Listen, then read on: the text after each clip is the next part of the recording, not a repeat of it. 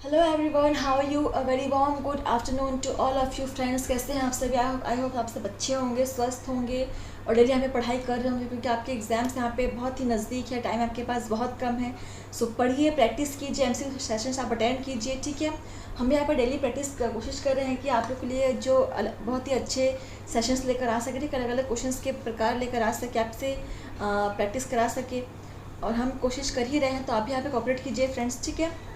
So daily class attend कीजिए friends. चलिए देखिए, आपका सब्जेक्ट है फ्रेंड्स यहाँ पे विज्ञान, और स्टार्ट करते हैं हमारा सेशन फ्रेंड्स। तो पहला क्वेश्चन आप देख सकते हैं यहाँ पे, सारणी में आपको कुछ मिलान करना है। देखिए आपको मिलान करना है, ठीक है। सही आंसर क्या हो जाएगा? मिलान करना है आपको। और पहला है, देखिए, कार्बोनीकरण, जल योजन, जल अपघटन, ऑक्सीकरण। तो किसमें क्या होता है आपको मिलाना है, ठीक है। देखिए फ्रेंड्स, मिलाते हैं। सो कार्बोनीकरण देखिए किसमें क्या हो जाएगा, आप लोग देख लीजिए, और आप लोग मिला के मुझे राइट आंसर मुझे कमेंट के थ्रू बताइए, ठीक है, किसका राइट आंसर आ रहा है। सो देखिए क्वेश्चन नंबर 21 मिलाते हैं। सो कार्बोनीकरण, ठीक है। सो कार्बोनीकरण किस में होता है? लाइम, पोटेशियम, पहला का पहला ही हो जाएगा, ठीक है। जल योजन, सो जल योजन किस में होगा? चट्टानों पर अतिरिक्त बल का कारण, ठीक है, इसका 3 हो जाएगा। जल अपघटन किसका होता है? आगे चट्टानों में उपस्थित फेल्सपात का अभिघटन, ठीक है, उसका ऑप्शन 4 हो जाएगा। और ऑक्सीकरण यानी चट्टानी जंग या रस जंग में खनिज, ठीक है, ऑप्शन 2। देखिए कहाँ पे ये ऑप्शन दिख रहा है आपको, 1 का 1 और बी का 3 और सी का 4, डी का 2। So option A is correct, ठीक है। तो किस किसका यहाँ पर सही आंसर आ रहा है हमें बताइए कमेंट करके। आगे बढ़ते हैं, क्वेश्चन नंबर 22। ठंडे दूध से भरे गिलास के बाहर के जल की कुछ बूंद दिखाई देती है, तो यह जल कहाँ से आता है? ऑप्शन से जल दूध से वाष्पीकृत होकर गिलास के बाहर संघनित हो जाता है। गिलास अर्ध पारगम में झिल्ली की भांति व्यवहार करता है, जिससे जल के अणु गुजर सकते हैं, परंतु दूध के नहीं। अरे बाप रे, ये तो बहुत खतरनाक बोल दिया। जलवायु में उपस्थित जलवाष्प के संघनित होने से बनता है। ठंडक के कारण वायु में उपस्थित ऑक्सीजन तथा हाइड्रोजन संयोग करके गिलास की बाहरी सतह पर जल बना लेती है। बताइए, ये लॉजिकल क्वेश्चन है कि ये एक गिलास है, ठीक है, ये गिलास है, इसमें दूध भरा हुआ है, ठीक है, ठंडा दूध भरा हुआ है, ठीक है। सो इसमें कुछ टाइम आप देखेंगे कि गिलास के बाहर की तरफ यहाँ पे कुछ आपको बूंद नजर आएंगे, जल की बूंदे दिखता है ना। तो ये क्यों होता है? ठंडे गिलास के बाहर जल की बूंदें क्यों जमा होती है, बताना है आपको। बताइए क्या रीज़न हो जाएगा इसका। 22 देखिए, बताइए।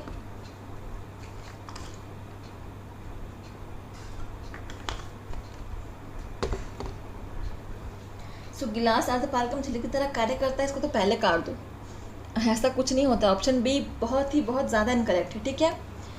तो राइट आंसर क्या हो जाएगा? ऑप्शन सी, ठीक है, जलवायु में उपस्थित जलवाष्प के संघनित होने से बनता है, ठीक है। क्वेश्चन नंबर 23 देखिए यहाँ पे, आदर्श गैस की औसत गति ऊर्जा परम ताप के समानुपाती होती है यदि T = 273 डिग्री सेल्सियस और T = 373 डिग्री सेल्सियस पर सही वक्र है। तो यहाँ पे सही वक्र कौन सा होगा बताना है आपको। एक्स वक्र सही है, या टी वक्र सही है, या वाई वक्र है, या आंकड़े अपर्याप्त है। बताइए कौन सा वक्र जो आपको सही लग रहा है। क्वेश्चन नंबर 23, यहाँ पे आपको नीचे वेग दिया हुआ है और ऊपर जो है वो आपका परमाणुओं की संख्या, औसत संख्या है, ठीक है। परमाणुओं की औसत संख्या है यह, और इधर वेग दिया हुआ है। अब बताइए option A B C D, right answer क्या हो जाएगा? 23 ऑप्शन बी इज करेक्ट, ठीक है। वाई वक्र जो है वो यहाँ पे सही है। क्वेश्चन नंबर 24 देखिए, इस द्रव का वाष्प दाब वायुमंडलीय दाब के समान होने पर द्रव उबलने लगता है, तो ऊंचाई पर स्थित शहर देवनगर में जल का क्वथनांक होगा। ऊंचाई पर स्थित होने की बात कर रहे हैं यहाँ पे, ठीक है। तो एक शहर है देवनगर, वो ऊंचाई पर स्थित है, तो यहाँ पर जल का क्वथनांक क्या होगा? ऑप्शन है 100 डिग्री सेल्सियस, यहाँ पे दिया हुआ है कि 100 डिग्री सेल्सियस से अधिक होगा, या 100 डिग्री सेल्सियस से कम होगा, या 120 डिग्री सेल्सियस। बताइए 24, and right answer is option B, 100 degree Celsius से अधिक होगा, ठीक है। सॉरी 100 डिग्री सेल्सियस से कम की बात कर रहे हैं ये, ठीक है।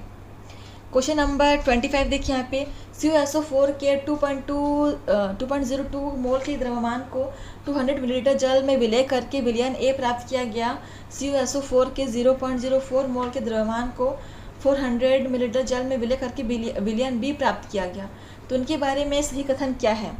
विलयन ए अधिक सांद्रित है, विलयन बी अधिक सांद्रित है, या दोनों विलयन की सांद्रता समान है, या विलयन ए की सांद्रता विलयन बी से अधिक है।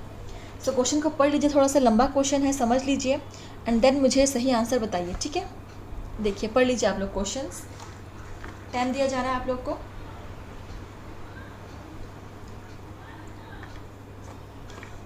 साइंस में आपको ऐसे क्वेश्चंस बहुत मिलेंगे फ्रेंड्स, ठीक है, हर शीट में आपको मिलेंगे ऐसे क्वेश्चंस। तो आई होप आप लोगों ने सॉल्व कर लिया होगा, क्योंकि बहुत ही इजी क्वेश्चन है, उतना टाइम को लगना नहीं चाहिए। तो राइट आंसर हो जाएगा ऑप्शन सी, ठीक है। दोनों विलयन की सांद्रता क्या होगी? समान होगी, ठीक है। तो राइट आंसर किस किन के आए, हमें कमेंट करके बताइए कि आपके राइट आंसर आए हैं कि नहीं आए हैं, ठीक है। क्वेश्चन नंबर 26, हाइड्रोजन तथा ऑक्सीजन संयोग करके जल बनाती है। तो नीचे कुछ फ्लास्क दिए गए हैं, इनमें से किसमें केवल यौगिक उपस्थित है? बताइए किसमें केवल यौगिक उपस्थित है। तो देखिए यहाँ पे ये जो ब्लैक डॉट है ना, ये देखिए,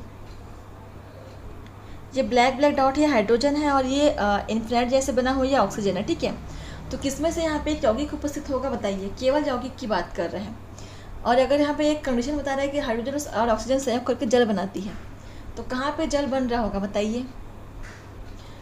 देखिए 26 राइट आंसर क्या हो जाएगा। बहुत ही लॉजिकल क्वेश्चन है, डायग्राम देख के बताना है आपको। हाइड्रोजन और ऑक्सीजन संयोग करके जल बनाती है, बताइए। सो H2O जल का फॉर्मूला है ना। देखिए यहाँ पे H2 हाइड्रोजन के 2 मॉलिक्यूल और ऑक्सीजन के 1 मॉलिक्यूल, ठीक है। सो यहाँ पे हाइड्रोजन का मॉलिक्यूल को हम ये ब्लैक डॉट दर्शा रहे हैं, तो यहाँ पे तो हाइड्रोजन कम है, तो ये तो नहीं होगा। और जहाँ पे दोनों बराबर हो जा रहे हैं, तो बराबर तो उनका अनुपात होता नहीं है। और यहाँ पे ऑक्सीजन ज़्यादा हो जा रहे हैं, यहाँ पे भी नहीं होगा। यहाँ पे देखिए हाइड्रोजन ज़्यादा है, ऑक्सीजन कम है, ठीक है। तो यही हमारा राइट आंसर हो जाएगा, ऑप्शन ए इज़ करेक्ट, ठीक है। इस प्रकार से लॉजिकल आपको क्वेश्चंस मिलेंगे, आपको सॉल्व करना है। क्वेश्चन नंबर 27 देखिए, जल तथा एथिल अल्कोहल के मिश्रण को उसके अवयव में किसके द्वारा अलग अलग किया जा सकता है? सो ऑप्शन है विभाजित फनल द्वारा, क्रिस्टलीकरण द्वारा, क्रोमेटोग्राफी द्वारा, प्रभाजी आसवन द्वारा। 27, जल और एथिल अल्कोहल को उनके मिश्रण से उसके अवयव में किसके द्वारा पृथक करेंगे आप? प्रभाजी आसवन द्वारा, ठीक है। Option D is correct. Question number 28, copper phosphate का शुद्धिकरण किस प्रकार द्वारा किया जाता है? सो ऑप्शन है क्रिस्टलीकरण, ऊर्ध्वपातन, फिल्टरीकरण या आसवन। बताइए फ्रेंड्स। चैनल को सब्सक्राइब कर दीजिए फ्रेंड्स, ठीक है। और लाइक शेयर एंड कमेंट करते रहिए आप लोग की फीडबैक्स हमारे लिए बहुत इंपॉर्टेंट है। इससे हमें एक बेसिक आइडिया होता है कि हम जो यहाँ पे आपको करा रहे हैं प्रैक्टिस सेशंस, उसमें आप कितना इन्वॉल्व हो रहे हैं और कितना आप क्वेश्चन समझ में आ रहे हैं, आप लोग कितना इम्प्रूवमेंट कर रहे हैं, ठीक है। 28, right answer is option A, क्रिस्टलीकरण के द्वारा कॉपर सल्फेट की शुद्धिकरण। सो देखिए यहाँ पे 28 राइट आंसर क्या हो जाएगा? कॉपर सल्फेट का शुद्धिकरण हम कैसे करेंगे friends? 28 right answer is option A, क्रिस्टलीकरण के द्वारा करेंगे, ठीक है। क्वेश्चन नंबर 29 देखिए यहाँ पे, लोहे की छीलन तथा सल्फर के मिश्रण को पृथक नहीं किया जा सकता। सो ऑप्शन है गर्म करके, चुंबक द्वारा, CS2 के साथ हिलाकर, जल की धारा में धोकर। तो कैसे हम पृथक नहीं कर सकते, किस विधि के द्वारा, ये बताना है आपको, ठीक है। तो लोहे की छीलन को निकालना है सल्फर के मिश्रण से, तो आप चुंबक के द्वारा तो कर पाएंगे, ऑब्वियस सी बात है, ठीक है। CS2 में हिलाकर भी आप कर सकते हैं, जल के साथ बहाकर भी कर सकते हैं, लेकिन गर्म करके आप इसको पृथक नहीं कर सकते, ठीक है। Option A is correct. Question number 30 देखिए, आयोडीन तथा सोडियम क्लोराइड के मिश्रण को पृथक किया जा सकता है। इसका ऑप्शन है प्रभाजी आसवन द्वारा, भाप आसवन द्वारा, क्रोमेटोग्राफी द्वारा या ऊर्ध्वपातन द्वारा। आयोडीन और सोडियम क्लोराइड के मिश्रण को पृथक करना है, तो कौन सा मेथड आप यूज़ करेंगे? ऊर्ध्वपातन, ठीक है। Option D is correct. Question number 31, Kapoor तथा बेंजोइक अम्ल के मिश्रण को पृथक किया जा सकता है। सो ऑप्शन है ऊर्ध्वपातन द्वारा, के साथ निष्कर्षण द्वारा, प्रभाजी क्रिस्टलीकरण द्वारा या रासायनिक विधि द्वारा। तो कपूर को बेंजोइक अम्ल के मिश्रण से पृथक करना है, कौन सा मेथड यूजफुल होगा? रासायनिक विधि के द्वारा, ठीक है। Option D is correct. Question number 32, chromatography का प्रयोग निम्न के पृथक्करण के लिए किया जाता है। सो ऑप्शन है मिश्रण की सूक्ष्म मात्रा, पौधे के वर्णक, रंजक या ये सभी। तो देखिए फ्रेंड्स, क्रोमेटोग्राफी आप सभी ने पढ़ा होगा, बहुत ही इंपॉर्टेंट टॉपिक क्रोमेटोग्राफी। इससे बहुत से क्वेश्चंस आते हैं, ठीक है। इसके बारे में आप कॉलेज में जब आप जाएंगे, हायर एजुकेशन करेंगे आप कॉलेज में, तब आपको इसके बारे में विस्तार से पढ़ना होगा, ठीक है। तो फिलहाल आपके लिए इतना जानना ज़रूरी है कि आप इसका यूज़ हम कहाँ करते हैं। 32 right answer is option D. हमें सभी में इसका यूज़ करते हैं, ठीक है। क्वेश्चन नंबर 33 देख लीजिए यहाँ पे। भाप आसवन विधि इस तथ्य पर आधारित है कि कार्बनिक द्रव का वाष्पन होता है। सो ऑप्शन है इसे क्वथनांक से निम्न ताप पर, इसे क्वथनांक से उच्च ताप पर, इसे क्वथनांक पर या उच्च जल तथा कार्बनिक द्रव तक दोनों आश्रित होते हैं। देखिए पढ़ लीजिए क्वेश्चन को। 33 का राइट आंसर क्या हो जाएगा? ऑप्शन डी, जल तथा कार्बनिक द्रव दोनों आश्रित होते हैं, ठीक है। क्वेश्चन नंबर 34 देखिए यहाँ पे। आवश्यक तेल का पृथक्करण किया जाता है। सो इसेंशियल ऑयल्स का पृथक्करण आप कैसे करेंगे? ऑप्शन है क्रिस्टलीकरण द्वारा, भाप आसवन द्वारा, ऊर्ध्वपातन द्वारा या आसवन द्वारा। 34 right answer is option B, भाप आसवन द्वारा, ठीक है। आगे देखिए, एब्सोल्यूट अल्कोहल को साधारण प्रभाजी आसवन द्वारा प्राप्त नहीं किया जा सकता। तो क्यों नहीं कर सकते? ऑप्शन है इसके शुद्ध C2H5OH अस्थायी होता है। C2H5OH जल के साथ हाइड्रोजन बंध बनाता है।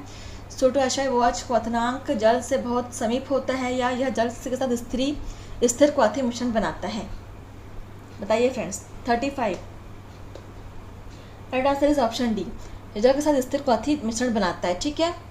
क्वेश्चन नंबर 36 देखिए। जलीय लवणीय जल से शुद्ध जल प्राप्त करने में प्रयुक्त प्रक्रम है। सो ऑप्शन है निस्यंदन, आसवन, क्रोमेटोग्राफी या भाप आसवन।